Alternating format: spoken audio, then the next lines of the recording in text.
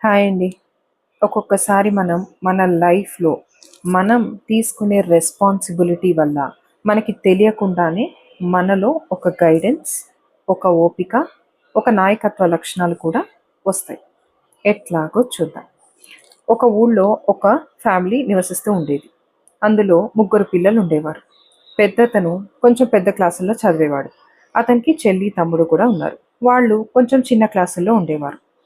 ఇతను వాళ్ళకి హోంవర్క్‌లో హెల్ప్ చేయడం, స్కూల్లో వెళ్ళినప్పుడు వాళ్ళ క్లాసుల దాకా దిగబెట్టడం, ఇతను హోంవర్క్ చేసుకుంటున్నప్పుడు వాళ్ళని కూడా హోంవర్క్ చేయించడం.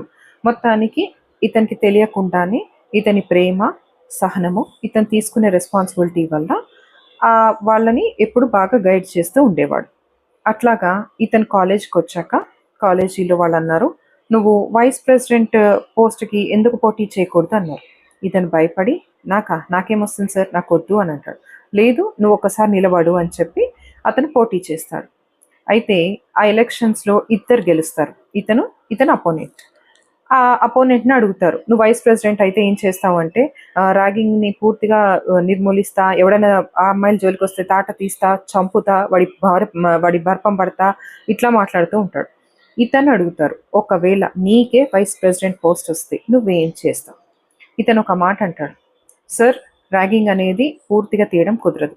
హెల్తీ ర్యాగింగ్ అనేది కంపల్సరీ ఉంటుంది. అయితే ఈ ర్యాగింగ్ అనేది భయానకంగా కాకుండా ఒక హెల్తీ వేలో, అట్ ద సేమ్ టైం జూనియర్స్‌కి, సీనియర్స్ పట్ల ఒక చిన్న లిబర్టీ అనేది కూడా ఉండాలి. So that they can approach us.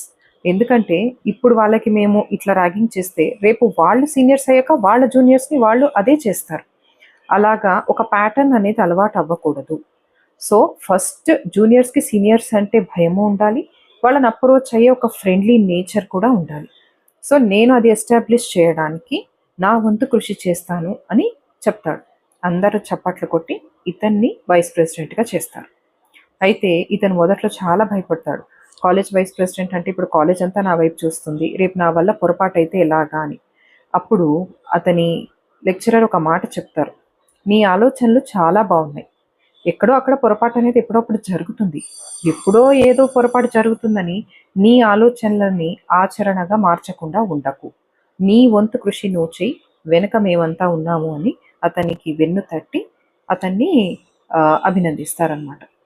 So లైఫ్‌లో ఎప్పుడైనా సరే, మనం ఎవరి పట్ల అయినా సరే, ఒక రెస్పాన్సిబిలిటీ మనం చూపిస్తే దానిలోంచి మనకు వచ్చేది ఒక నాయకత్వ లక్షణము, అట్లాగే ఓపిక, సహనం, వాళ్ళ గురించి మనం ఒక మంచే చేయాలి అనే ఆలోచన.